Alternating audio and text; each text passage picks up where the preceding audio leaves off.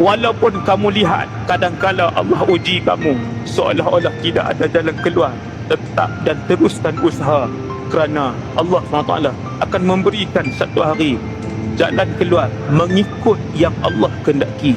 Apapun yang kamu minta setelah aku uji kamu, nantikanlah sesuatu yang akan aku bawa mengikut apa yang aku kehendaki, bukan apa yang kamu kehendaki. Aku akan berikan pada masa yang aku kehendaki, bukan pada masa yang kamu kehendaki. Subhanallah.